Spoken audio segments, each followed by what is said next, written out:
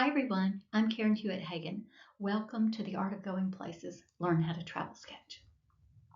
So today we're going to talk a little bit about how I started at the end.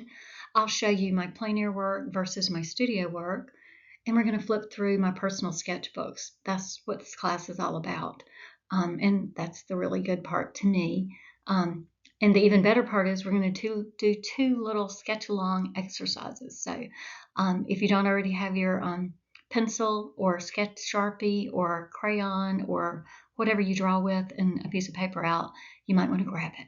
And then I'll show you my tiny supplies that I take everywhere with me in my pocket. And we'll talk about a workshop and how it feels. And then I've got some resources for the artist. But I want to say thank you at the beginning to Il Chiostro for hosting this event. Thanks, Michael and Linda. You guys make it all happen. It would have been great if I had learned to travel sketch when I first started painting. I started out painting on really large canvases all by myself, making the same mistakes over and over again. I was stuck. But then I met this guy, John Carroll Doyle. He became my mentor and he turned on all the lights for me. He taught me about light and shadow. He drew little Sharpie sketches and he encouraged me to go outside and paint. After I learned how to plein air paint, things got so much better and so much more exciting. My former husband and I sold our house and bought a boat and sailed away. It was a motorboat, but we call it sailing away because it sounds romantic. But we spent 8 years on that boat. It was called Motor Yacht Plein Air. And I learned how to paint small. I carried a backpack. I got in my dinghy. I toured the islands. And it was pretty amazing learning how to see nature and work on small canvases one at a time. This is what my plein air works looks like. I frequently use 6x6 canvases or 6x8 when I'm working out in the field. This is my former gallery that I owned for 14 years in Charleston. Just standing across the street looking at that beautiful light. And then I started working with Il Chiostro in about 2007, 2008.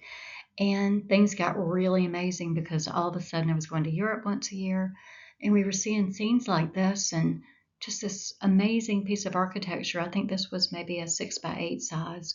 And I came home and did a big piece from it afterwards, but just to be there and behold that and have the whole day or the whole morning to paint that, it's a big gift.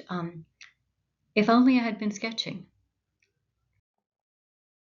And this is what my work looks like very recently. This is Charleston plein air, done from a workshop that I gave about a year ago. Just rooftops and shadows. And then the bottom right is standing on someone's backyard in St. Simons, Georgia, just looking at those beautiful clouds and trying to grab it really quickly. Again, small canvases, 6x8 or 6x6. And then this is an older painting, probably from about 2010 from Amalfi. I think it's probably my favorite. The stripes on these boats, the fabric over them, gosh, I mean, that drives it all for me. But what I really like about it is it's small, 6x8, like I said, but I like the juiciness and the just the immediacy of what I grabbed. Plein air really guided me for so long. It's really, really important as a part of my vocabulary. This is from Lake Garda this year. We were there in October, and this was just up the hill right out from our little hotel that we were staying in. And you can see I have a little sketch here with some of the artist notes on it, and it really helps to make a design and kind of figure out what you're going to do with that really big landscape to get it on a 6x8 canvas. And these were done in Charleston recently at a workshop I gave. The window boxes there are amazing. And what I like to do is just really focus on one little intimate subject instead of the whole street. I like to work on it quickly. You know, a little 6x8 might take less than an hour to do. But it's all driven by the shadows and the light and the simpleness of it. Anyway, Charleston's a beautiful place to paint if you haven't been there. So one year in Italy, we had been looking for poppies forever and never found the poppy fields, but finally it had rained enough before we got there, and we found these glorious poppy fields. We laid in them, we picked them, we wore them, we pressed them, we drew them, and I did these little plein air pieces, and they were the start of a whole new thing for me. They really influenced my big work after that, and I'll show you how. Painting outside was the key for me, and it led me to my larger studio work. But I still wish I had started travel sketching earlier. These tiny paintings had a bigger story to tell than 6 by 8. And the poppy paintings just keep getting bigger. They have just been a joy to work on these big 60-inch or 72-inch canvases. They work really well in large formats, and they've just taught me so much. These are some local scenes around Charleston. This is Fulton 5, a fabulous restaurant that's not there anymore, but just the beautifulness of that. This is not plein air. This is a studio painting. And this is a studio painting. I like to think that you really can't tell the difference. When I got back from the boat trip, I had gotten used to painting tiny little paintings outside and not having a studio. That's all I knew how to do. So the big work or the studio work didn't look good compared to the plein air work. So anyway, after many years, finally, I think the studio work looks a little bit like the plein air work. This is also studio. And this is what my work looks like today. Very recent paintings. These things are 48 by 60s or 48 by 36. They're abstracted florals. They have a theme sometimes of stripes or colors. But my work really has grown into a really different thing than just the plein air work. But it happened because of the plein air. This is called manatee sighting, 1, 2, and 3. The 2 square ones in the background were done last year. And then very recently, I did the longer piece that's on top and the picture on the front so that it would have 3 companion pieces. Anyway, it's just really fun to work again with the stripe theme and then to really abstract and deconstruct the painting. I work in series a lot. Once I get a feeling of a painting that I like a lot and how it's working out, I'll work in different formatics. I'll do it long and skinny and tall, or 60 inches wide or 72 inches wide, and follow those themes and those feelings to make bigger companion pieces and explore the work more. I'm going to show you my simple, easy to carry sketch supplies here. This is a tiny little watercolor set that I got from Amazon. The links for it are on my website. And I put my own little watercolors inside of it. I'm not a watercolorist, but I really enjoy using some of these supplies on my Sharpie sketches. This is my favorite size sketchbook. It's long and narrow. It's probably 3 inches by about 8 inches, and it's really all I need when I go sketching. This is fun to watch how this thing folds up so easy. You can use it on the plane, you can use it in the car if you're not driving, you can put it in your pocket. It's 3 inches. It's really all you need is that one little brush, a tiny sketchbook, and a Sharpie.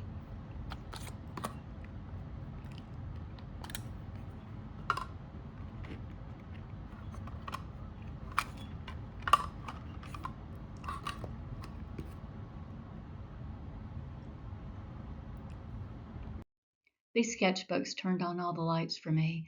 They made me feel free. They made me feel like I could do anything, and they helped me tell my story. Just a little flip through of some of my sketchbooks in Italy. Just sitting out in the field, sketching these poppies, thinking about them being bigger paintings. And then fearless sketching, just trying to draw things that are harder for me to draw, but here's how you get a chance to work it all out before you paint it. Really, really helps. These piles of sketchbooks are my story of exploration and joy. It all changed when I started No Fear Sketching. No judgment, no rules, just record what you see, what you feel, and what you hear.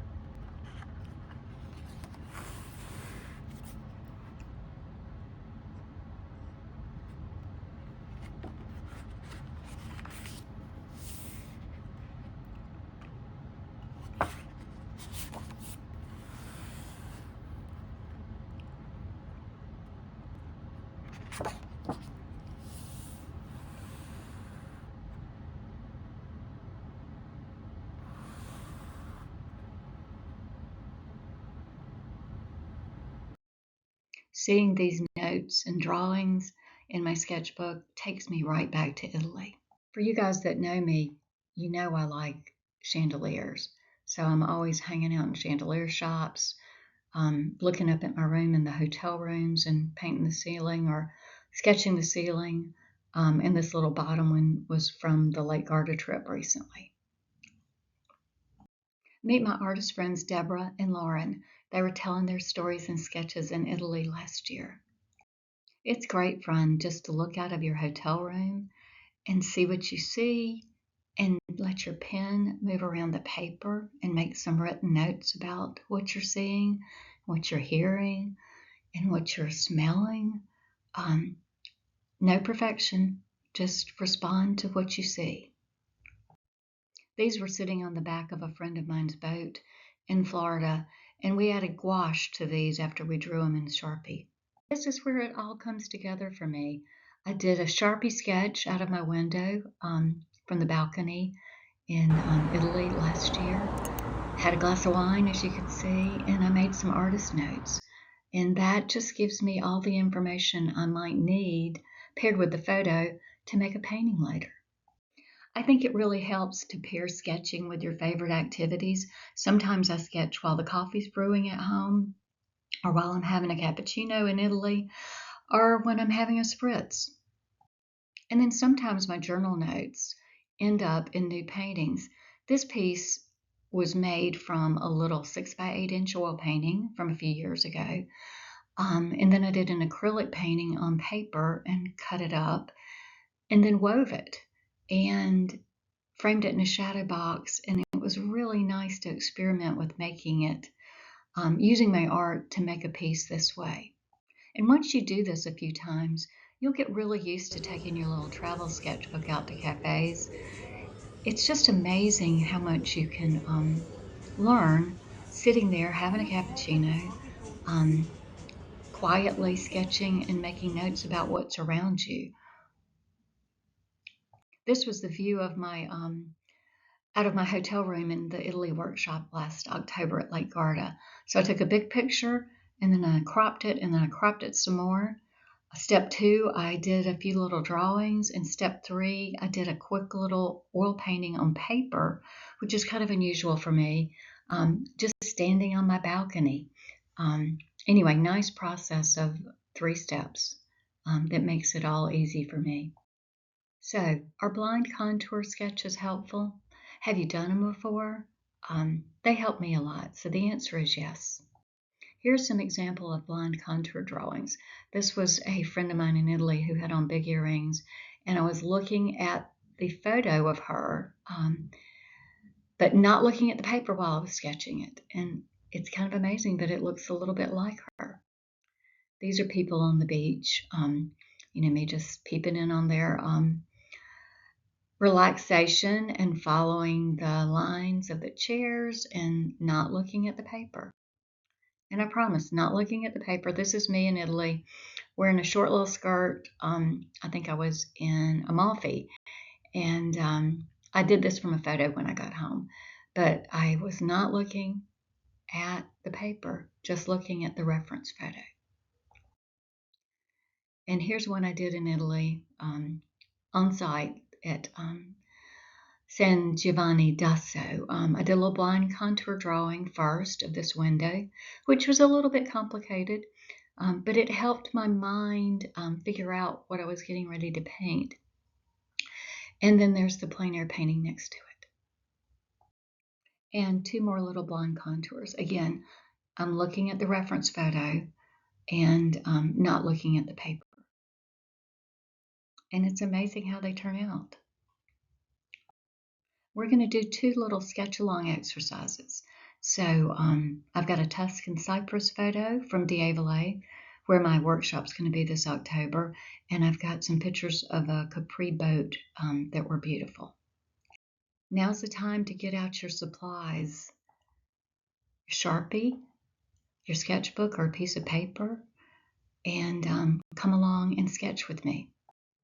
Here's the simple instructions of how to do a blind contour sketch. Look only at the photo reference. Put the pen on the paper anywhere you choose. Don't lift the pen from the paper and just make a continuous line. Try to feel the lines and follow the form with your pen without looking at the paper. This is the blind contour drawing of the Tuscan cypress in Italy. This is actually from a photo I made of D'Avelet, which is where my workshop's going to be in October. Probably 10 or 15 years ago, I was there for a wine tasting, and I've used this photo a lot in my work since then. But this is just me feeling the line with my Sharpie and making a little blind contour drawing. It's a good way to warm up to making the actual drawing. And this is the actual quick sketch. So I'm looking at the paper now. I make little dots so I know where the center of the paper is and where some other key points are. And then I'm looking at my photo reference, looking back at the paper, and trying to decide what those big shapes are. You know, my hand knows a little bit because it did the blind contour drawing. So I had the warm up, which helps when you get ready to do this. And I'm just following the picture. The thing that got me about this photo was the strong shadows. It's just a lucky photo. Just this, I think I took this on the road into D'Avelet. But like I said, I've used it so many times in paintings. I'll show you some of those paintings in a minute. But this is how I get ready to make a painting. I do a little sketch on paper. They're tiny. I mean, they might be 2 inches by 3 inches. They're not real big. Over the years, I've used a lot of different kinds of Sharpies, and a lot of different kinds of markers. But lately, this ultra fine point is the one I like the best. I think because it leaves a mark, but it's not a real bold mark in case I want to color in with watercolor. The Sharpie still shows up. It doesn't bleed. It makes a nice base for me to explore a little bit of color with the watercolor before I start the oil painting or the acrylic painting. And here I'm just layering in the background. You know, I see those little houses or trees way up on the hill. I'm trying to decide where the darks are going to be. This is the shadow. Just making a mark to remind myself where the darkest things are. They're pretty important in this. The sun was coming from the left in this photo, as you can see. I don't know, maybe it was 10 or 11 o'clock, must have been morning. So I just lay in all my shadows there.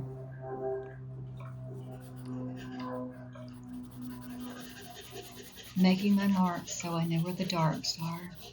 And that gives me my outline and my blueprint for my painting.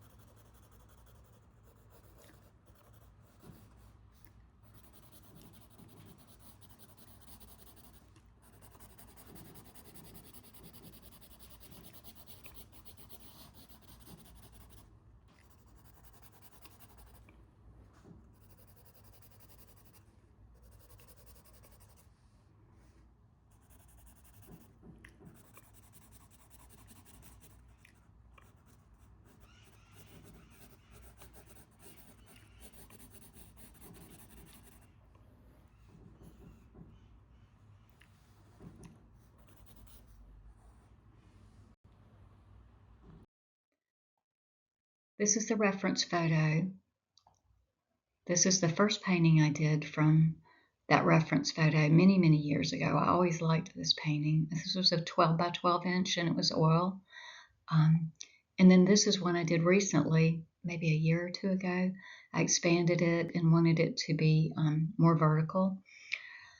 But all those blind contour sketches and warm-up exercises helped me get to this point.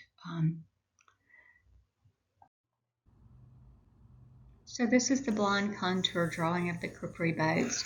I'm not looking at the paper, I promise. I'm just looking at the photograph and trying to let my hand follow the lines, not picking up the pen from the paper,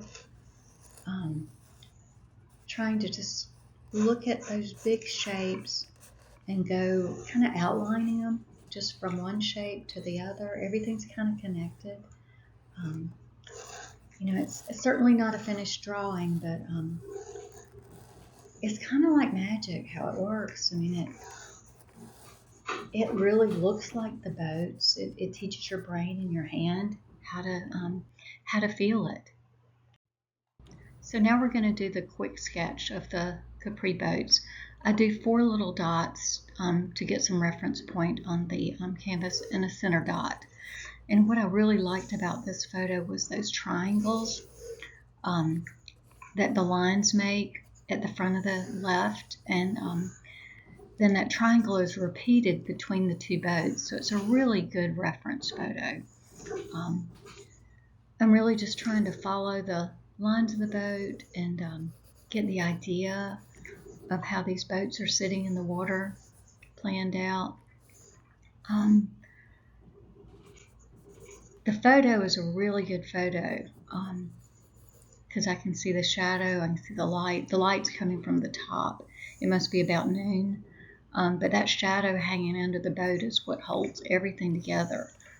When I paint it or when I draw it, the darkest dark is always where the boat hits the water. So that front of the bow, where that really nice navy is real important.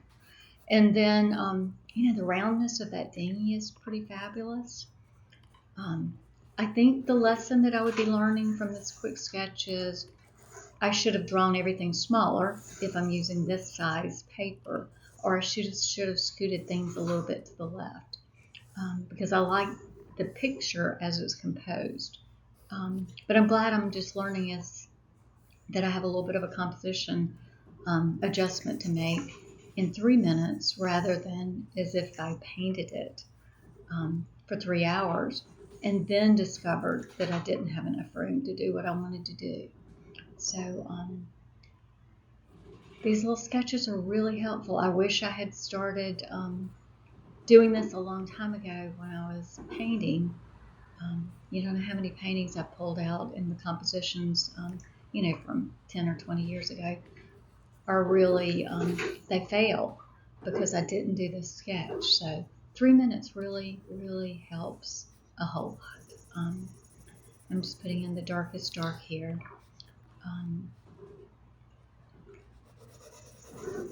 I'm using that ultra fine point Sharpie. I like, just giving you a little indication of where the shadow is and where some of the darkest darks are. There's those nice little ripples in the water. They're actually easier to paint than they are to draw like this.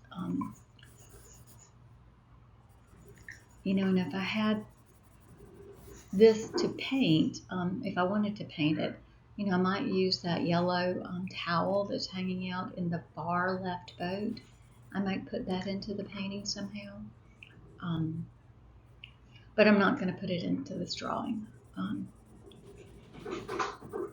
I like those, the red and green stripes on the dinghy side are pretty cool. But anyway, that's kind of how that works for me. This is a little bit about how an Italian workshop makes you feel. It makes you smile. It makes you so happy to be with your friends in Italy in the field and to stand by the water and paint and go out and do stretching exercises with Michael in the morning, go shopping with friends in the beautiful streets during the day and then have dinner on a rooftop deck in Italy, in Florence, and look at the Duomo while the bells ring. A little bit more about what we do in Italy. We go to dinner, we eat beautiful food, we go shopping, we stand in the windows and we drink wine, and we take ferry rides and go shopping to beautiful places. It's just an amazing thing to be with your painting friends in Italy. I want to give a little love to Il Chiostro. Michael and Linda, this has been absolutely the best thing I've ever done for my artist self, is to come teach with you. I've been teaching with you guys since 2007, a really long time. And you guys really know how to host. You're amazing to be with, and you do all the heavy lifting and all the hard work so that I can paint with the students. Thank you. Since this is recorded, I did some frequently asked questions for you. Most people ask, where's my supply list? Well, it's on my website at the blog. Other questions I get are, do you have any step-by-step videos? And yes, I do. And there's one actually included as a bonus video at the end of this that was of painting with me, painting with a silly GoPro camera on my forehead in Portugal. And the biggest question I get is, do I need a lot of painting experience to go on your trip? No, you do not. If you can bring a sketchbook and a Sharpie, you can have a fabulous time on the upcoming trip. If you want to bring your oil paints or your acrylic paints or your pastels or whatever else you use, that's fine too. But taking a class in Italy on my upcoming retreat is an excellent place to start if you're a beginner. If you're a pro, we're calling this trip coming up a retreat. So you can be on the trip, be with us, enjoy going everywhere we're painting, but you can do your own work and not have me influence it. So therefore, if you're going to sell that work later, you can say it's entirely my own work and the instructor didn't work with me on it. So the upcoming trip is good for pros or beginners. And here's your ticket to Artist Resources. Just scan or photo this QR code and it'll take you to my blog, and that has all of the supplies and little videos about how I pack and how I stay inspired, all on my blog. Enjoy. And these are some pictures from the actual Diavole Instagram account. I've been following them so I can remember what the place looks like. I was there, but it was a long time ago. So you're invited to join my sketching and painting retreat. It's October 19th to 27th. It's an 8-day trip at Diavole Wine Resort. And this is what we're going to do. We're going to take our sketchbooks out in the field, right around Diavole. We'll paint on their property. We'll make sketches. And if you want to bring your oil paints, we'll make oil paintings or acrylics or pastels. Hope to see you there. This is one of my favorite pictures from way back when I went to Venice after a workshop. You're invited. Pack your bags and let's go find our stories. Just to sum everything up, these three things have made telling my story so much easier. Quick sketching, really helpful. Blind contour sketching, really helpful. And plein air, it was key for me. So I hope you've enjoyed this presentation. Thank you very much for joining us. Here's how to get in touch. That's my phone number and my email address and my website. I'm working in Florida, in Pompano, in my Florida studio for the winter until about June. And then I'll be in the Charleston studio for the rest of the year. I hope to hear from you. Thank you for sketching along with me today. You can replay this video and go back to the little demonstration of me sketching and sketch along with it. I'd love it if you want to email me what you do. I'm happy to critique them or celebrate them with you. But thank you. Appreciate you joining me. And this is the bonus video I told you about. This is a 5-minute recording that Michelle Morton did for me in Portugal a few years ago. And you can see step by step about how my approach to a plein air painting. Hope you enjoy. Have a great day. Thank you.